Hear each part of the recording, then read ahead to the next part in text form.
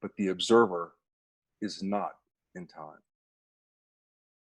Our true selves lie on both banks of the river, the mysterious, endlessly flowing river of awareness that is the universe.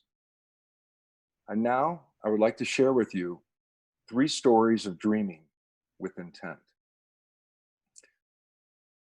First, in 1998, I read the obituary of Carlos Castaneda in the New York Times via a web page. For 3 years, I intermittently searched the web until I found classes being taught by students of Carlos Castaneda in Los Angeles. My intuition and my strong desire to understand what I had read in Carlos Castaneda's books came to a critical juncture in the fall of 1991. And I wanted to investigate the questions that his books had perpetuated in my mind. So I decided to fly to Los Angeles for 3 days to attend 2 classes taught by Miles and Aaron and their cohorts. During the second class, we were brought into a deep state of silence through a series of movements known as energy passes. The effect of the intent of the class and the shared energy of the students shifted my awareness in that I experienced a lightness of being in which was filled with a state of connectedness with my classmates, instructors, and to myself through a newly active feature of my being, that being the energy body, or what Swami Rama would have called the silent witness. The state was novel but vaguely familiar. Like some part of me that was lost and was now found, contentment and gratitude were the telltale markers of this state of being. I walked outside the classroom as if I was walking on air. I was thinking, but those thoughts were coupled with a state of deep intuition, where there were no doubts about who I really was or what my actions would be. For the first time in my life, I knew who I was and what I wanted to do. 2 classmates, Lorena and Diana, turned to me as we were walking along the sidewalk outside the building and asked, "How is the class for you?" I was in a state of bliss so profound that I did not want to answer or speak.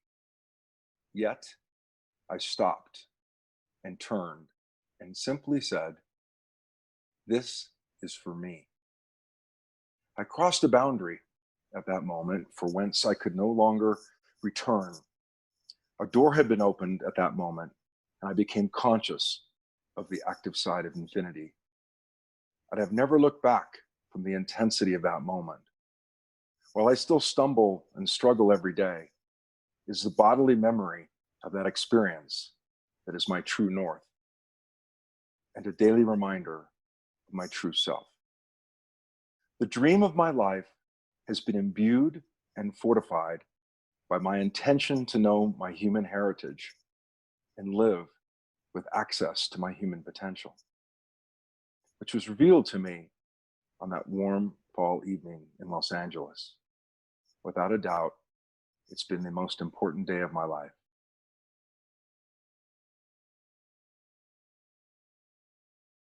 The second dream, I was sitting in the passenger seat of a 4-wheel drive Toyota Land Cruiser, and we were bumping along on alternatively dusty dirt and muddy pothole-ridden roads, heading north across the Petén, headed towards the Mayan biosphere with 3 friends and a driver. Hours later, we met up with the rest of our group at a river crossing. There was a town named Paso Caballos. It was named by one of Cortez's conquistadors, Pedro de Alvarado, who crossed the Rio San Pedro on horseback 500 years ago. We were mobbed by curious barefoot children who were at play while women washed clothes in the shallow water near the bank of the river. One of the archaeologists and my friends were seated 2 across in a long, narrow, tight boat with a flimsy canopy, almost like a canoe. Some of us had paddles, but we were propelled by a 5 horsepower motor as we chugged our way upriver to a tented camp. I remember questioning why we were given paddles when we had a motor. As the question popped into my mind, I saw 2 green eyes to my left, just floating above the water. Ripples of water then revealed a long snout. As I whispered to my companion, "Look, a crocodile is observing us." And I had my answer to the question in regards to the paddles. A bit further upriver, a months old conversation I had with my friends, who were themselves married and now traveling companions. I was about to turn 50, and I had accepted it was likely that I would never marry, and that if marriage and a family hadn't happened now, it never would. However, that morning, before jumping into the Land Cruiser, I pulled my 2 friends aside and whispered to them that the young woman who would be our fourth companion would be someone that I thought I could marry. They were very surprised. It was very clear in my intentions that this was a sudden change of heart. She and I would end up sharing a tent, as sleeping outside was not a possibility, with the hordes of mosquitoes early morning and late afternoons, as well as poisonous snakes and jaguars that inhabited the jungle abode. Haunting howls of howler monkeys greeted us as we disembarked and hiked into our camp near a huge hill covered in vines and tall trees, which turned out to be an extremely large yet still buried pyramid of El Puruwaka. We were participants in a live archaeological dig while camping on the grounds of a still buried Mayan city, almost half the size of Tikal. She was involved in a relationship and very uncertain of the feelings that were encircling our hearts. That evening, after a late supper, I held the flap of our tent open for her as we crossed the threshold into the dark space of our tent. We knew that we could not cross an invisible boundary that lay between our sleeping bags, as she was committed to someone else. Then a question came into my mind, and with the speed of the flickering candle, whose light was throwing shadows against the angled walls, I gazed into the 2 shining circles of brilliant light that was cutting away at the night which enveloped us, and said, "Will you be with your partner 5 years from now?" There was a long silence as those circles of shimmering light widened and turned away. We'd exchanged only a brief email or two during the preceding 2 months, but thoughts of her filled my life until one day she'd returned to Aspen. Her relationship ended during the interlude, and we came to my home and we cooked a meal and fell asleep afterward. We woke, fully clothed, and sat on the edge of the bed, and I kissed her for the first time in the drowsy morning light. It was a magical in that neither one of us expected that to happen. 2 days later, we flew to Hawaii to ride bicycles around a volcano and put our toes in squishy sand and feel the gentle waves lapping against our bodies. In a moment of lucidity, I realized that the quality of one's life is determined in part by the qualities of questions that one asks. Love came to me and through me because I intended partnership years ago. And while I gave up looking for it, I never gave up asking questions about the possibility. 2 days ago, We celebrated our 7th wedding anniversary.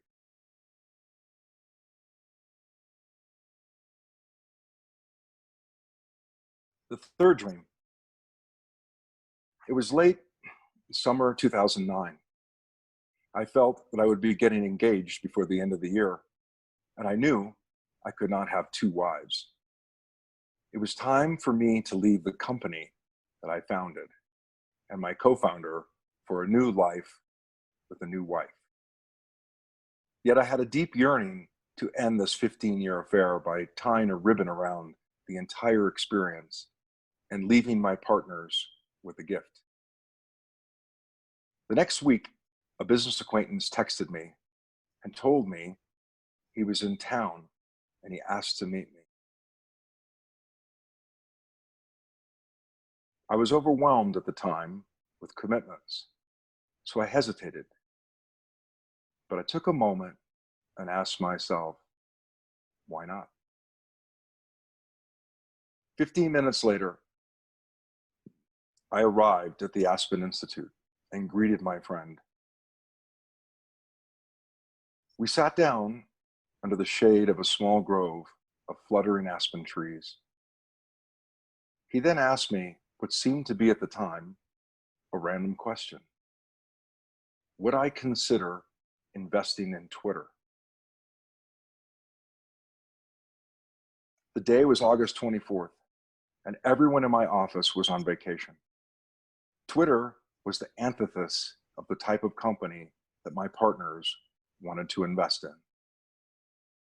Because it only had 34 employees, no revenue, and no revenue model. Something in me knew that this was the right thing to do, and that this was the answer to my question. I replied to him, yes, please introduce me now. And 2 minutes later, I was connected via text to then CEO and co-founder Evan Williams. We arranged to meet at Twitter headquarters the following week.